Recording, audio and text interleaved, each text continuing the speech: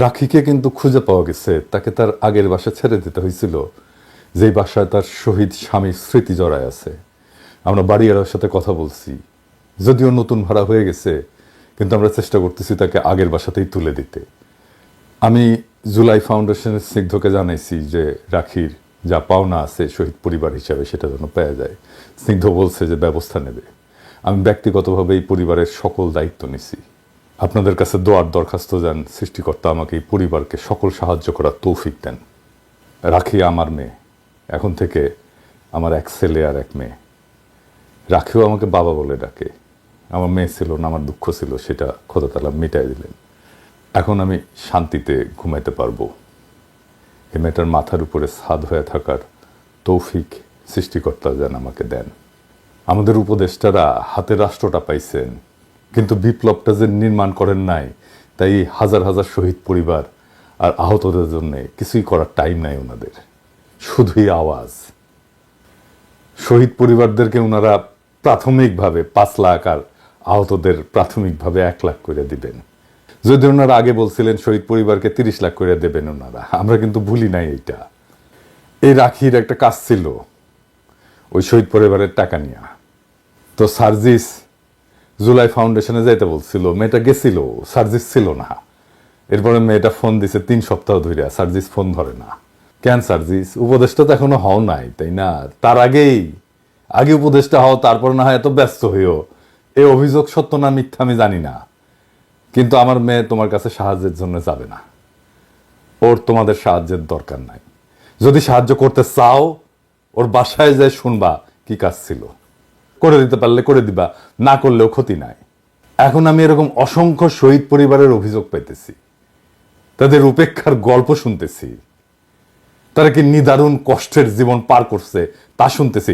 তাদের সাথে কি অপমানজনক আচরণ করা হচ্ছে, কি নির্মম আচরণ করা হচ্ছে, উপদেষ্টারা কেউ কেউ করছেন, সেটাও শুনছি। আমি রেকর্ড রাখছি। আমি সাবধান করে বলতে চাই, শহীদ পরিবারের সাথে এই আচরণ বন্ধ না হলে আমি কলে সবার নাম কয়ে দেব কে কি আচরণ করছে।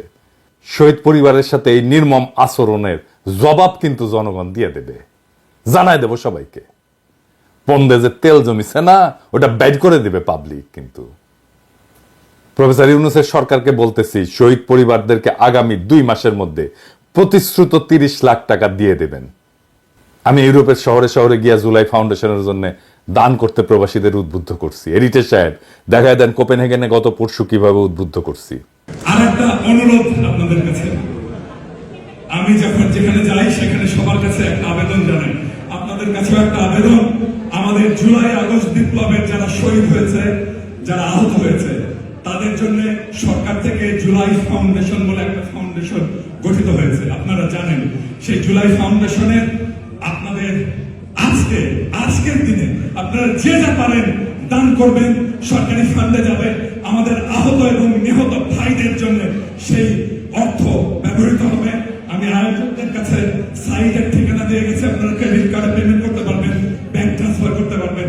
আপনাদের সবার কাছে দরখাস্ত দিয়ে গেলাম, আপনারা যে যা পারেন আজকে কিছু সাহায্য এই জুলাই ফাউন্ডেশনে করবেন। সবাইকে আবারও ধন্যবাদ। ইনকিলাব জিন্দাবাদ। আপনি ওয়েবসাইটটাও দেখায় দেন এডিটর সাহেব, কিভাবে পেমেন্ট করতে হবে সেটা দেখাই দিয়েন। ডিসক্রিপশনে লিঙ্ক দেওয়া থাকলো, আপনারা যে যা পারেন সাহায্য করবেন। বিশেষ কইরা প্রবাসীদেরকে বলবো, বাংলাদেশে এই জুলাই ফাউন্ডেশনে ডোনেট করলে, দান করলে আপনি কর রেয়াত পাবেন, এমনকি আমেরিকাতেও পাবেন। সেই জন্যে প্রবাসীদের, বিশেষ করে আমেরিকায় যারা আছেন, তাদেরকে রিকোয়েস্ট করতেছি, অনুরোধ করতেছি, যে যা পারেন এখানে দেবেন। আগামী 2 মাস মানে কিন্তু জুলাই বিপ্লবের 6 মাসের বেশি সময় পার হবে, যথেষ্ট সময়। এর মধ্যে যদি না দিতে পারেন, আমি ইলিয়াসের সাথে কথা বলছি, কিন্তু আপনারা এটা না করতে পারলে আমি আর ইলিয়াস, আমাদের সেই সামর্থ্য নাই, কিন্তু আমাদের নিয়ত আছে। আমরা ওসিলা হইয়া জাতির পক্ষ থেকে শহীদ পরিবারের দায়িত্ব নেব, সব শহীদ পরিবারের। আমাদের বিশ্বাস, আমাদের খোদা তাআলা রহম করবেন, এবং একসাথে দেশবাসীকে আহ্বান জানাবো আমাদের পাশে এসে দাঁড়ানোর জন্য। জনগণ কালে দাঁড়াবে আমাদের পাশে, আমাদের আওয়াজ শুনে, আমাদের আহ্বান শুনে। ওইটুকু ভালোবাসা অর্জন করতে পারছি বলে মনে হয়। খোদা তাআলা রহম করবেন যেন আমরা এই কাজে কামিয়াব হইতে পারি। তখন কালে শহীদ পরিবার আপনাদের মুখে ভিক্ষার টাকা ছুঁড়ে ফেলে দিয়ে আসবে। যাই হোক, আজকের আলাপে আসি। আজকের আলাপ নতুন আইডিয়া নিয়ে, যা দিয়া সমাজকে জাগায় তোলা যাবে। আমি এর মধ্যে বেশ কয়েকটা আইডিয়া দিছি। আমি জানি বাস্তবায়ন করবে না, তাও দেয়া বন্ধ করব না। আইডিয়াগুলো এমন কোনো বোম বাস্টিং আইডিয়া ছিল না যা খুবই বাস্তবায়নযোগ্য ছিল। আপনারা তো দেখছেন, উপদেষ্টারা যদি এইগুলা বাস্তবায়ন না করেন তাহলে কলে পাবলিকে অপদার্থ বলে ট্যাগ দিয়ে দিবে। আমি যে এমনি এমনি কই না ডায়াপার পরা অপদার্থ উপদেষ্টা মন্ডলী, সেটা যে আসলেই আমি ঠিক কথা কই সেটা পাবলিক বুঝা যাবে। সেই জন্য আমি দিয়ে যাব পরিকল্পনা। সরকারের উপদেষ্টারা পরিকল্পনাগুলো কাজে লাগান, যা দিচ্ছি কাজ করেন। পরিকল্পনা বাইর করা সহজ না, কিন্তু অনেক চিন্তা ভাবনা করতে হয়। বিনা পয়সায় পাইতেছেন তো, তাই পাত্তা দিতেছেন না। আজকে দেশের জন্য দরকার শত শত out of the box idea. দেশের মানুষের কাজ দরকার, জীবন বদলে দেওয়ার মতো বিষয় দরকার, যা সমাজকে জাগায় তুলবে। এমন পরিকল্পনা নিতে হবে যেন সমাজে এটা একটা সরাসরি প্রভাব পড়ে, কর্মসংস্থান হয়, একে অন্যের সাথে একটা সংযোগ আর সংহতি গড়ে ওঠে। এইভাবেই দেশ ঘুরে দাঁড়াইতে পারবে। কাজে ব্যস্ত হয়ে গেলে সমস্যা দূর হবে। নানা জায়গায় নানা সমস্যা হতেছে, অনৈক্যের দোষ দিচ্ছে। আরে কাজ দিতে হবে তো মানুষকে। মানুষের জীবনের সংকট তো দূর হয় নাই। অনেক অনেক কাজ করতে হবে আমাদের সকলকে। আশা করি আইডিয়া জেনারেশনে আমি আমার কিঞ্চিত দক্ষতার প্রমাণ রাখতে পারছি। আমি তো আইডিয়া দেবই, এটা আমার পেশা, কিন্তু আপনারাও হাত লাগান, আইডিয়া দিয়ে চমকাই দেবেন সবাইকে। আর মাথায় রাখবেন, সরকার খুব বেশি সাহায্য করতে পারবে না টাকা কড়ি দিয়া। আজকে যে আইডিয়াগুলো দিয়ে আলাপ করব, এটা মূলত স্থানীয় সরকার মন্ত্রণালয়, সমাজ কল্যাণ মন্ত্রণালয় এবং পরিবেশ মন্ত্রণালয়ের কাজ। পরিকল্পনায় যাওয়ার আগে কেন এই পরিকল্পনা, আর এই পরিকল্পনা আসলে কি ধরনের কাজ করবে, কোন কোন সমস্যার সমাধান করবে, সেটা আগে বলে নিই। এই পরিকল্পনাগুলা সবগুলা কমিউনিটি এনগেজমেন্ট বাড়াবে, মানে একে অন্যের সাথে সংযোগ, সমাজের সদস্যদের পারস্পরিক সংযোগ বাড়াবে, কর্মসংস্থান করবে, পরিচ্ছন্নতা বাড়াবে, পুষ্টি বাড়াবে, আর কমিউনিটির একটা রিসোর্স জেনারেট করবে। সেই রিসোর্সটা কি আমরা সেটা পরে দেখব। একটা না, কয়েকটা কাজ একসাথে। কে করবে কাজটা? সিটি কর্পোরেশন বা পৌরসভা। পরিকল্পনায় যাওয়ার আগে আমরা দেখে নেই কেন কমিউনিটি এনগেজমেন্ট বাড়ানো দরকার। খেয়াল করলে দেখবেন, আমাদের দেশে সোশ্যাল ইন্টারাকশন বা সামাজিক যে পারস্পরিক যোগাযোগ জায়গা খুব অল্প। এটা মসজিদে হয়, তাও তো মসজিদে সবাই যায় না। জানাজায় হয়, বিয়া, শাদী, আকিকা, এই সমস্ত জায়গায় সকালে হাঁটতে যান, এই সময় অনেকটা একটা সামাজিক সংযোগ হয়। মহিলারা বাচ্চাদেরকে স্কুলে বা কোচিং এ নিয়ে যাওয়ার সময় যে বসে থাকেন, ওই সময় একটা হয় সামাজিক সংযোগ। খেয়াল করলে দেখবেন বেশিরভাগ ক্ষেত্রেই বিনিময় বা এক্সচেঞ্জ হয় না। ফলে 6টা সুনির্দিষ্ট জিনিস আমরা অর্জন করতে পারি না। যেমন ধরেন তথ্যের আদান প্রদান, সম্পর্ক গঠনে সাহায্য করা, জ্ঞান এবং দক্ষতার ভাগাভাগি, অর্থনৈতিক বিনিময়, সংস্কৃতি বা ধারণার বিনিময় এবং সামাজিক সমস্যার সমাধানের ক্ষেত্র তৈরি করা। এই জিনিসগুলো হয় না। এর ফলে সমাজকে জাগায় তোলা যায় না সেইভাবে একসাথে। সামাজিক শক্তি বলে যে একটা জিনিস আছে, যা পারস্পরিক এক্সচেঞ্জের মাধ্যমে গড়ে ওঠে, সেইটার বেনিফিট আমরা নিতে পারি না। আমরা আজকের এই আইডিয়া জেনারেশনে পরিকল্পনা তৈরিতে এমন কিছু তৈরি করব যা এই সমস্যাটার মূলে গিয়ে একটা সমাধান আনবে। আসেন আল্লাহর নামে শুরু করি। 1 নাম্বার পরিকল্পনা, কমিউনিটি ভিত্তিক মানে সমাজ ভিত্তিক পাবলিক ক্লথ ক্লিনিং সার্ভিস, মানে কাপড় ধোয়ার সার্ভিস, যেখানে লোকজন কম খরচে কাপড় ধোয়া এবং শুকানোর সুবিধা পাবে। আমি হিসেব করে দেখছি যে 40 থেকে 50 লাখ টাকা খরচা হবে 10টা হাই পাওয়ার ওয়াশিং মেশিন আর 3টা ড্রায়ার যদি থাকে একটা সেন্টারে। কিভাবে হবে এটা? পাবলিক প্রাইভেট পার্টনারশিপে। এটাকে বলা হয় PPP, 3টা পি। এটা আবার কি? আসেন এটা বুঝে দেখি। এইটা রোমান সম্রাটদের আবিষ্কার। সরকার অনেক সময় টাকা থাকে না, তখন যৌথভাবে প্রাইভেট কোম্পানিগুলোর সাথে যৌথভাবে কিছু প্রকল্প গ্রহণ করে।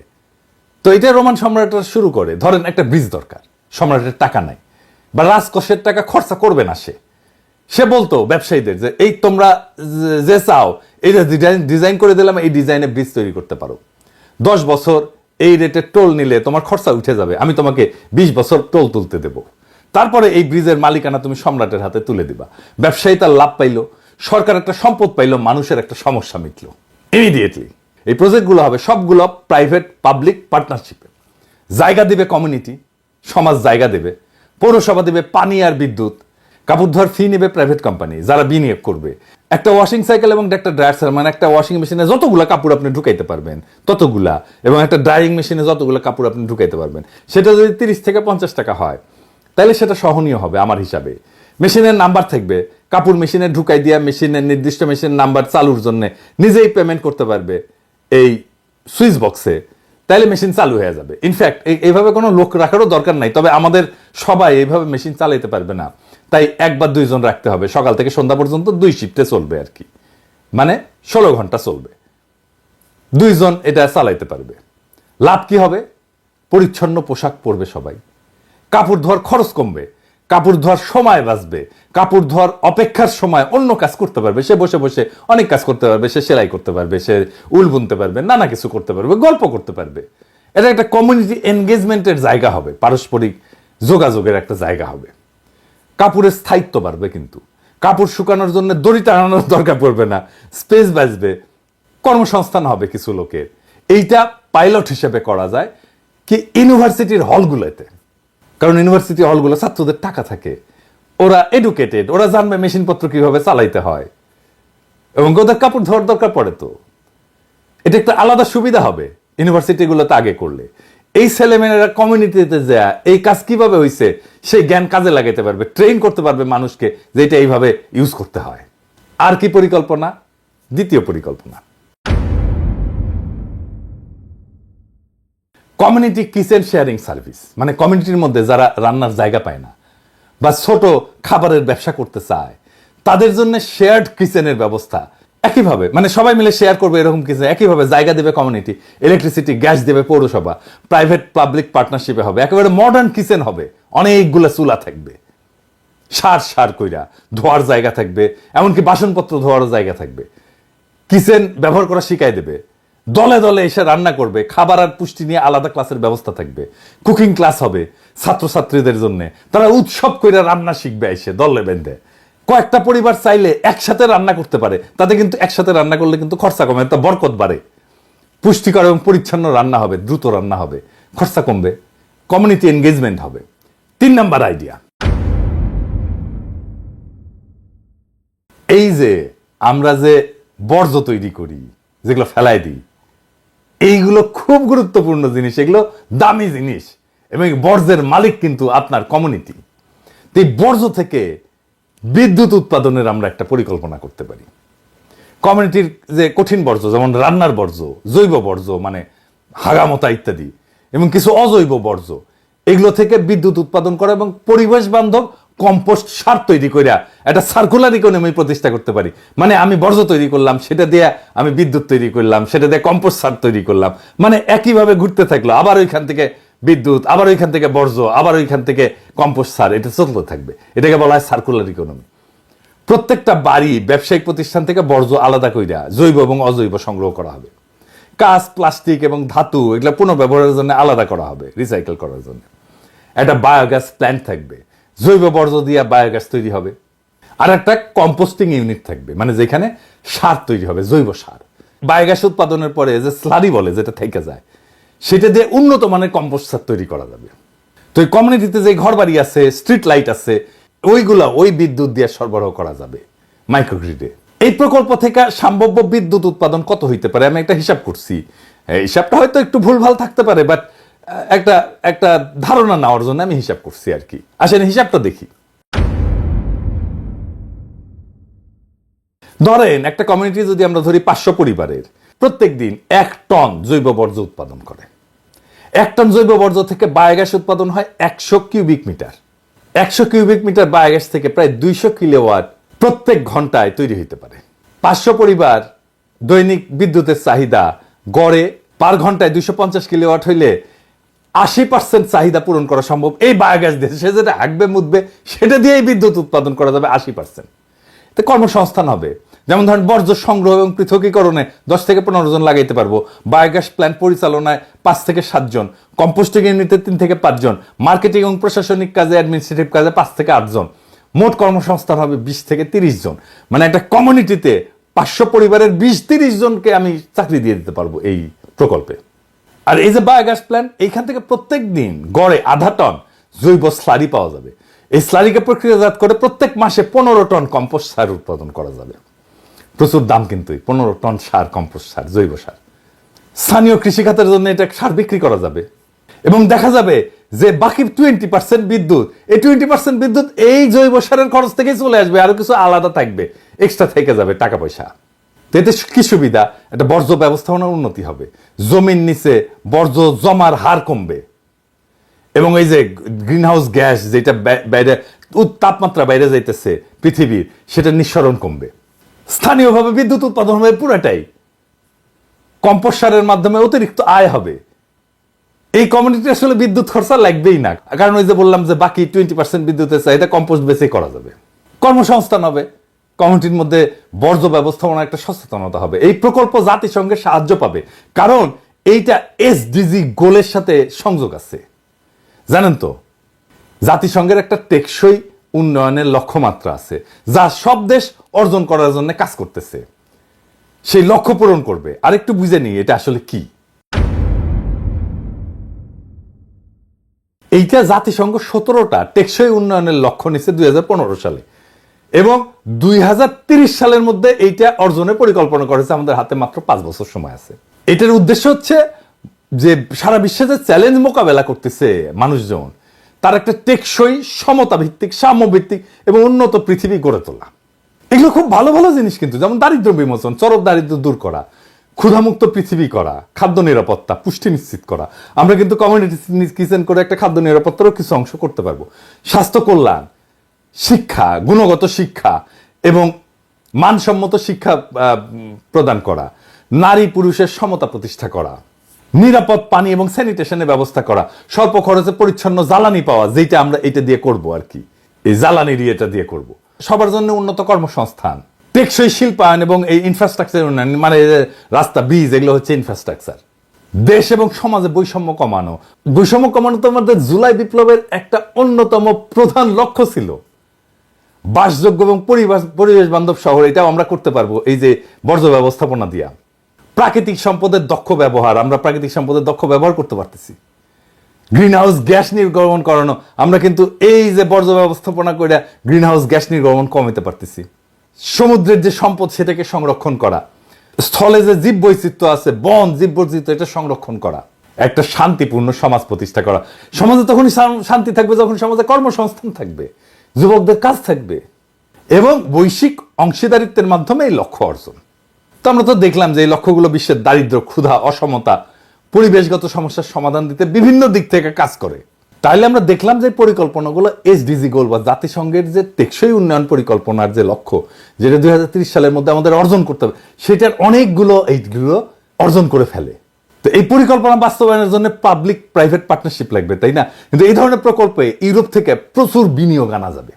যদি কেউ 60% বিনিয়োগ করতে পারেন, বিশেষ করে এই বর্জ্য ব্যবস্থাপনায়, তাহলে বাকি 40% বিনিয়োগ ইউরোপ থেকে করায় দেওয়া সম্ভব। প্রফেসর ইউনূস জানেন কোথায় থেকে পাওয়া যাবে। ওনার টাইম না হলে আমি নিজে এটা জোগাড় করে দেওয়ার দায়িত্ব নিতে পারি, গ্যারান্টি দিচ্ছি। যদিও জানি ওনারা আমার দিবেন না দায়িত্ব, কারণ আমার নাকি ম্যানেজ করা যায় না। ম্যানেজ করা যায় না মানে আমার মাথা গরম, আমি গালাগালি করি, আমি অশিক্ষিত, আমি বগুড়া ভাষায় কথা বলি, হ্যাঁ, আমি ফটর ফটর করে ইংরেজি করতে পারি না, আমি আনম্যানেজেবল। তো যে গরু দুধ দেয় তার দুটা লাথি খেলে সমস্যা কি, অসুবিধা আছে? তো নিজেরা করেন, আমার সাহায্য না চাইলে তাও করেন নিজেরা। বাংলাদেশকে 1 বছরের মধ্যে আকাশে তুলে দেওয়া যায় রে ভাই। না পারেন সৃজনশীল আইডিয়া বের করতে, আইডিয়া দিলে সেটা বাস্তবায়ন করার ক্ষমতা, আগ্রহ, উৎসাহ, উদ্যম নাই। মহাযন্ত্রণা হয়েছে সরকার নিয়ে। এই সুবর্ণ সময় হেলায় হারায়েন না ভাই, আপনাদের প্লিজ লাগে।